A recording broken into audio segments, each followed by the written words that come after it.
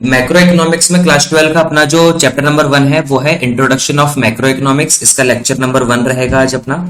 सबसे पहले से मैं अपन केवल इंट्रोडक्शन की बात करेंगे कि मैक्रो इकोनॉमिक्स में हम क्या पढ़ेंगे और इसका कंसेप्ट क्या है, किस थ्योरी पे ये डिपेंड करता है। तो बेसिकली इस चैप्टर में मोस्टली आपको जो मिलेगा वो कुछ छोटी मोटी डेफिनेशंस मिलेगी और कुछ छोटे कंसेप्ट्स मिलेंगे आपको। जैसे सबसे पहले आपके पास इंट्रोडक्शन है मैक्रो इकोनॉमिक्स का, कि खुद सब्जेक्ट जो मैक्रो इकोनॉमिक्स है वो क्या है। So macro economics is the part of economic theory that studies the economy as a whole. अगर हम कंप्लीट इकोनॉमी के बारे में पढ़ते हैं, यानी पूरी कंट्री की इकोनॉमी के बारे में पढ़ रहे हैं, तो हम मैक्रो इकोनॉमिक्स पढ़ रहे हैं।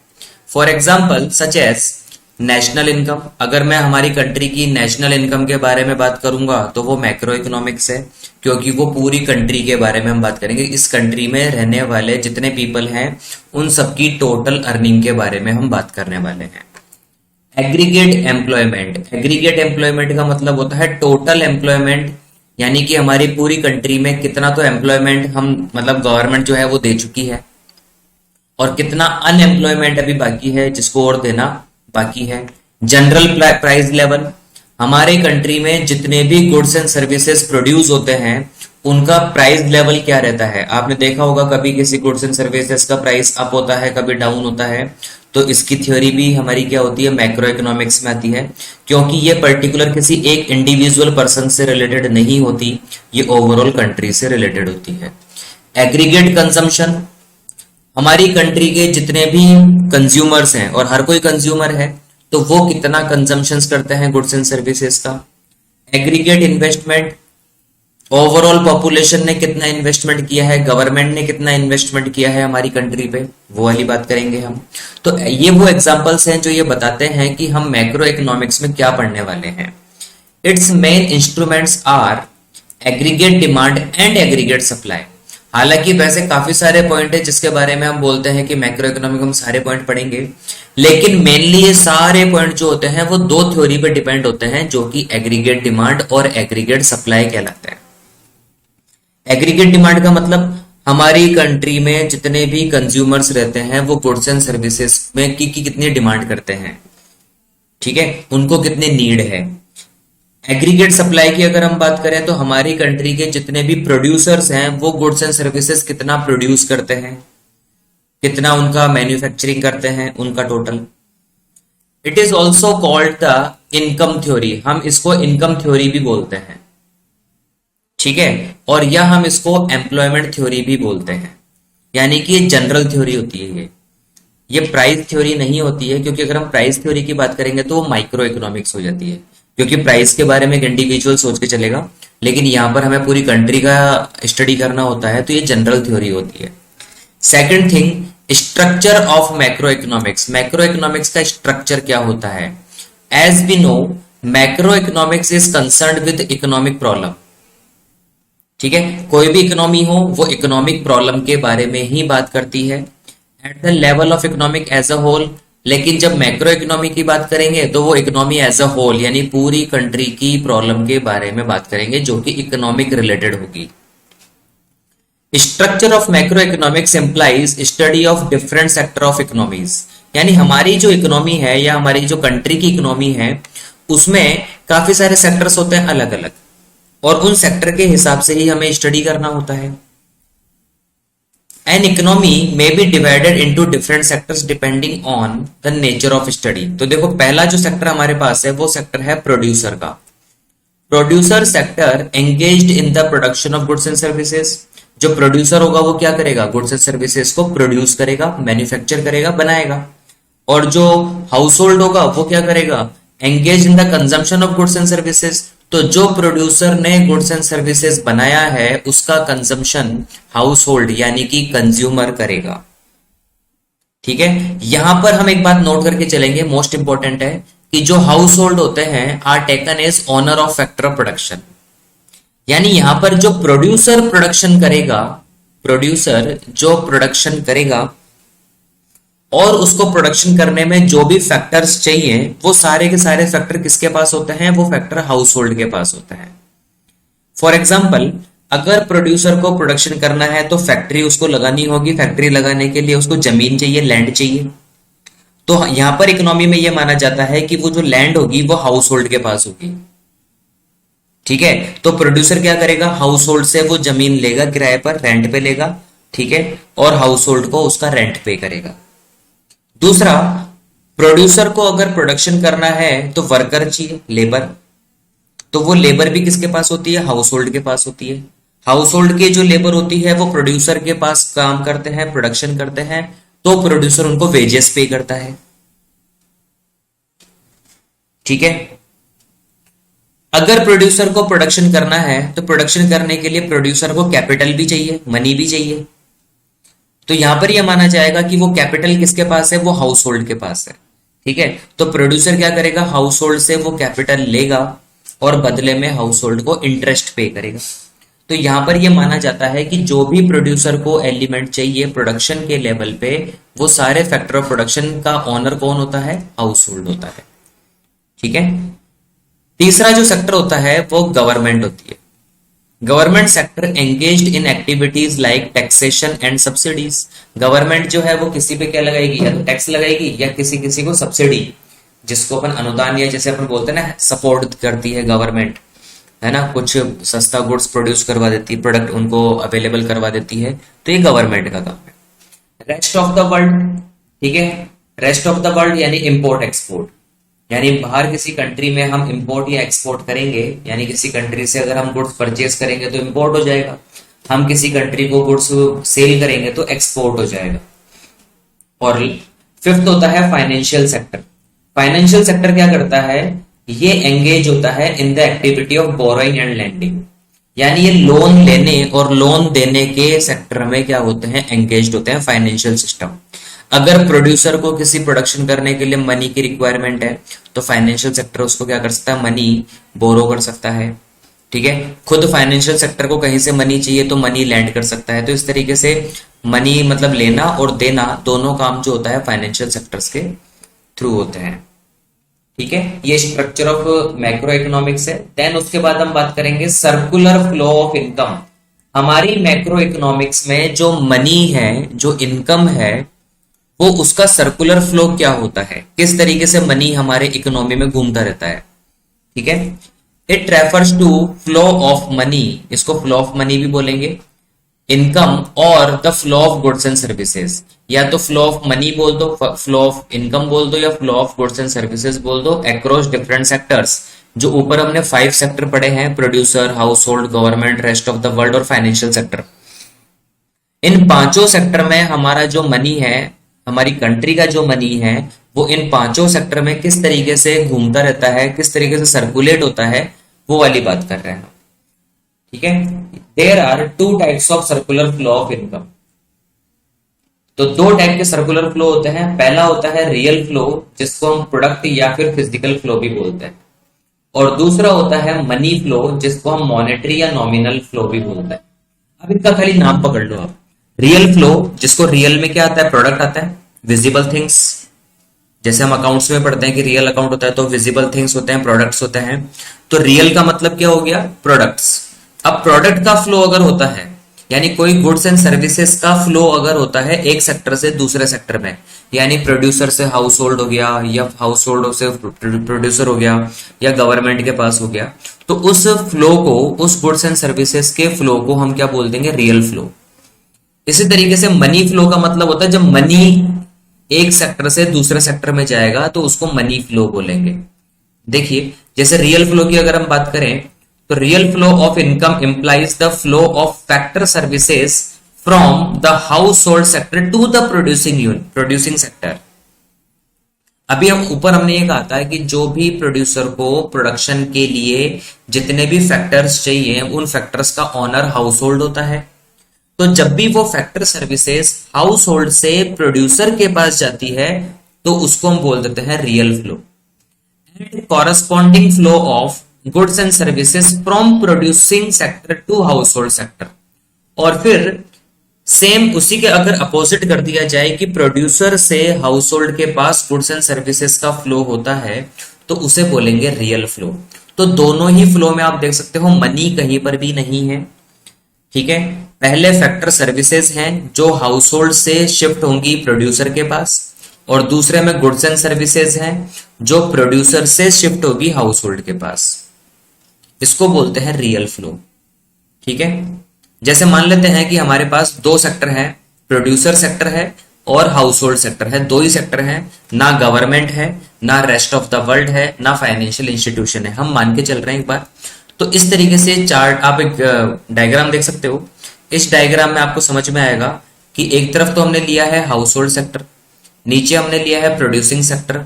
आप देख सकते हो जो सर्विसेज ऑफ फैक्टर्स है, जैसे हमें जैसे प्रोड्यूसर को क्या चाहिए प्रोडक्शन करने के लिए, लैंड, जमीन चाहिए, लेबर चाहिए, कैपिटल चाहिए और एक एंटरप्राइज चाहिए। ठीक है। तो ये सारे जो फैक्टर ऑफ प्रोडक्शन हैं ये किसके अंडरटेकिंग में होते हैं, हाउस होल्ड के। ये देगा किसको, प्रोड्यूसर को देगा। ठीक है। इसी तरीके से जो प्रोड्यूसर गुड्स एंड सर्विसेज को बनाएगा, मैन्युफैक्चर करेगा, वो गुड्स एंड सर्विसेज प्रोड्यूसर से शिफ्ट होके कहां जाएंगे, हाउस होल्ड के पास जाएंगे। तो यहां पर कहीं पर भी मनी नहीं है। प्रोड्यूसर ने हाउस होल्ड को दिया goods and services, house hold ने प्रोड्यूसर को दिया लैंड, जमीन दे दी उसको, लेबर दे दिया, कैपिटल दे दिया, एंटरप्राइज दे दिया। ठीक है। तो ये जो सारी चीजें हाउस होल्ड प्रोड्यूसर को देगा और producer goods and services house hold को देगा, इस फ्लो को हमने कह दिया रियल फ्लो। ठीक है। इसके बाद these two sectors are dependent on each other. ये दोनों सेक्टर एक दूसरे पर डिपेंड होते हैं। Producer supply goods and services to the house hold. Producer जो होगा वो हाउस होल्ड को क्या करेगा, गुड्स एंड सर्विसेज प्रोवाइड करेगा, और जो हाउस होल्ड होगा वो क्या करेगा, फैक्टर ऑफ प्रोडक्शन सप्लाई करेगा प्रोड्यूसर के पास। ये इंटरडिपेंडेंस चलता रहता है, कंटिन्यूअस चलता रहता है। इसके बाद मनी फ्लो की अगर हम बात करें, जिसको हम मॉनेटरी फ्लो भी बोलते हैं, money flow refers to the flow of factor income as rent. अब रेंट क्यों पे होगा, लैंड की वजह से। इंटरेस्ट क्यों पे होगा, कैपिटल की वजह से। ठीक है। प्रॉफिट क्यों होगा, एंटरप्राइज की वजह से। और वेजेस क्यों पे होगा, लेबर की वजह से। तो जो भी चार फैक्टर हाउस होल्ड ने प्रोड्यूसर को दिए थे, तो प्रोड्यूसर इनका पेमेंट करेगा हाउस होल्ड को। अगर प्रोड्यूसर ने हाउस होल्ड से लैंड लिया है तो उसका रेंट पे किया जाएगा, कैपिटल लिया है तो इंटरेस्ट पे किया जाएगा, एंटरप्राइज लिया है, रिस्क ली है तो क्या है, प्रॉफिट दिया जाएगा, और ठीक है अगर लेबर लिया है तो वेजेस दिया जाएगा। ठीक है। तो ये होता है मॉनेटरी फ्लो, क्योंकि ये हाउस होल्ड को मॉनेटरी रिवॉर्ड मिला है for their factor services as shown in the flow chart. इस तरीके से देखो, ये हाउस होल्ड सेक्टर है ऊपर, नीचे अपना प्रोड्यूसिंग सेक्टर है। हाउस होल्ड ने क्या किया था, हाउस होल्ड ने लैंड, लेबर, कैपिटल और एंटरप्राइज दिया था, तो बदले में प्रोड्यूसर इनको पेमेंट करेगा रेंट का, वेजेस का, इंटरेस्ट का और प्रॉफिट का। ये इन चारों को फैक्टर इनकम बोलते हैं। फैक्टर इनकम, फैक्टर सर्विसेज के लिए प्रोड्यूसर ने जो हाउस होल्ड को पे किया, फैक्टर इनकम। ठीक है। उसके बाद प्रोड्यूसर ने जो goods and services house hold को दिया था, तो हाउस होल्ड ने उसका पेमेंट किया है consumption expenditure on goods and services.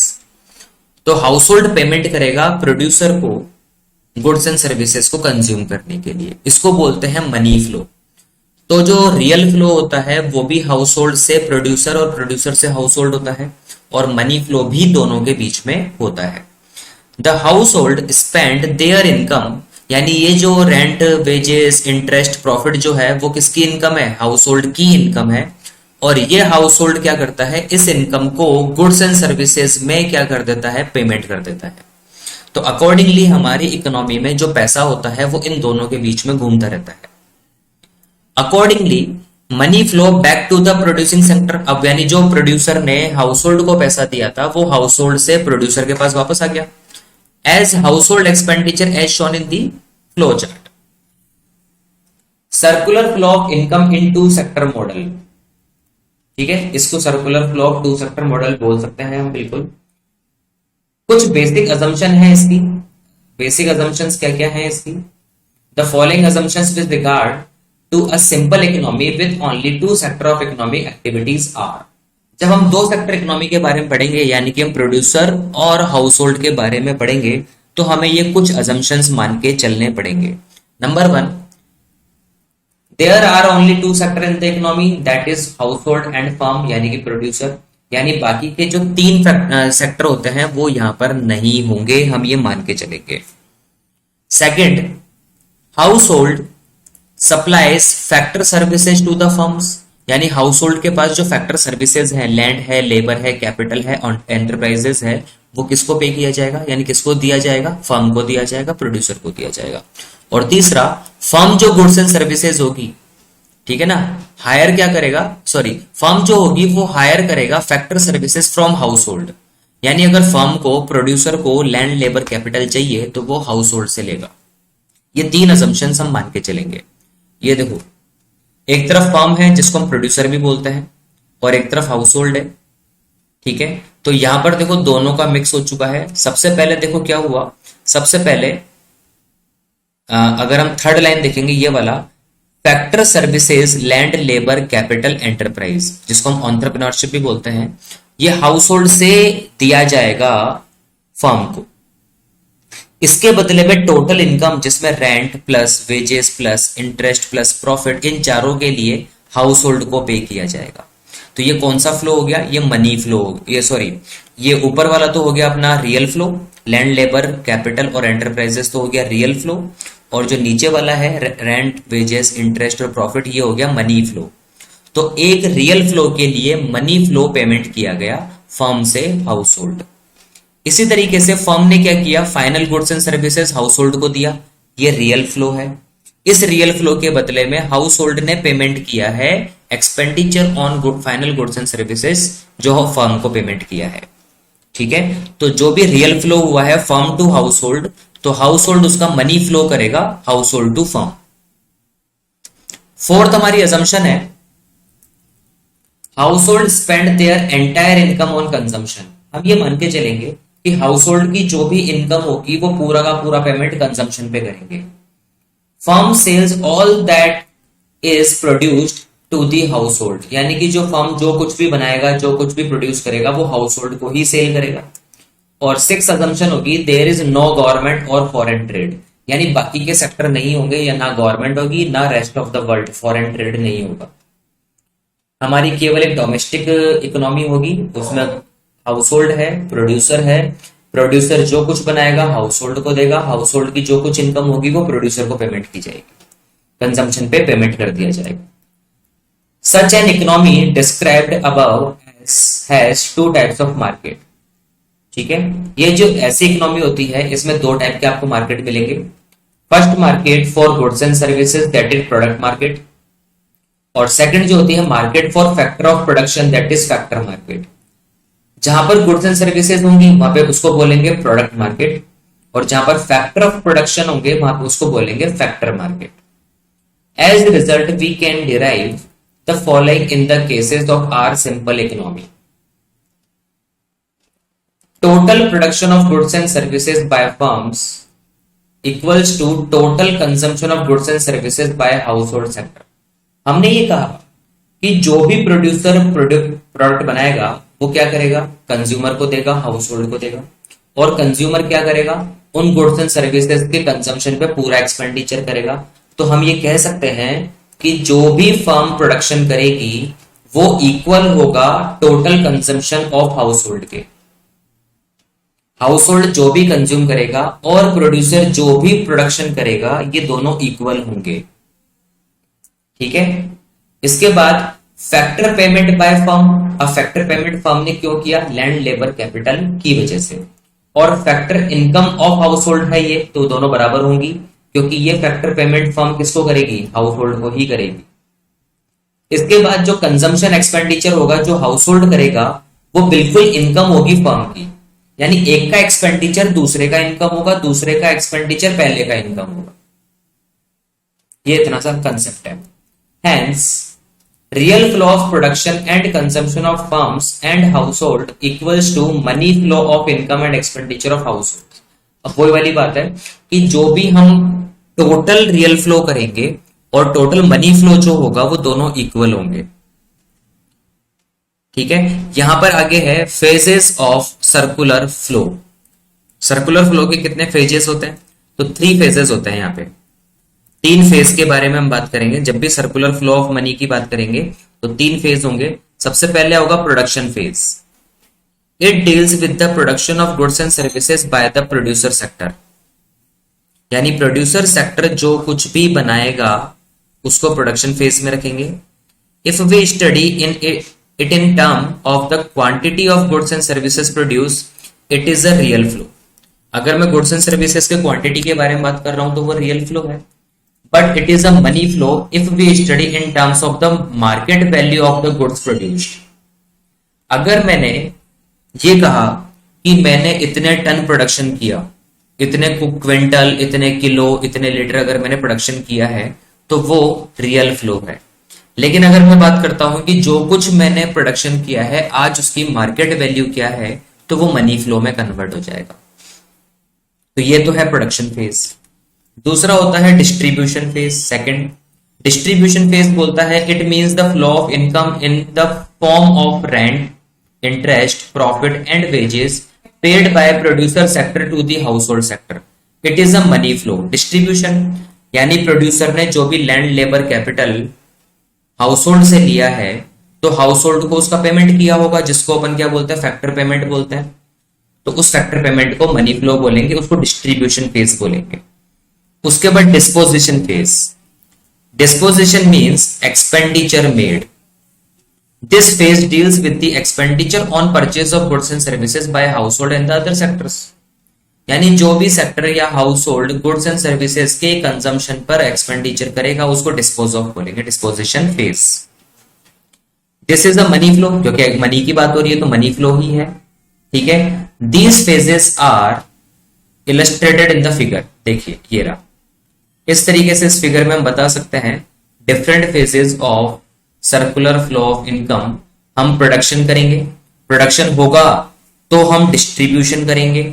जब डिस्ट्रीब्यूशन ऑफ इनकम होगा यानी कि जब हाउस होल्ड को इनकम मिलेगी तो फिर वो उस इनकम को डिस्पोजिशन करेगा, यानी कि उसको एक्सपेंडिचर करेगा। जब तक हाउस होल्ड उसको एक्सपेंडिचर नहीं करेगा तब तक प्रोड्यूसर प्रोडक्शन कैसे करेगा? तो हाउस होल्ड क्या करेगा? पेमेंट करेगा, तो प्रोड्यूसर प्रोडक्शन करेगा। प्रोडक्शन होगा तो फैक्टर पेमेंट होगा, फैक्टर पेमेंट को डिस्ट्रीब्यूशन बोल देंगे। ये हमारी हाउस होल्ड की इनकम होती है, और जब हाउस होल्ड को इनकम होगा तो वो डिस्पोजिशन यानी कि उस इनकम को स्पेंड करेगा, खर्च करेगा। तो इस तरीके से ये जो सर्कुलर फ्लो ऑफ इनकम है ये कंटिन्यूअस चलता रहता है हमारी इकोनॉमी में, और हम ये नहीं बता सकते कि इसका स्टार्टिंग पॉइंट कहां से होता है। ठीक है, तो ये एक छोटा सा एक बेसिक कंसेप्ट है मैक्रो इकोनॉमिक्स का। इसके बाद कुछ सम बेसिक पॉइंट और आएंगे जिसको सेकंड लेक्चर में अपन लेंगे, ये थोड़ा लंबा टॉपिक है। तो यहां तक का टॉपिक अपने को यहाँ पे आज कंप्लीट करना है, फिर सेकंड लेक्चर में बाकी का जो टॉपिक है वो हम कवर करके चलेंगे।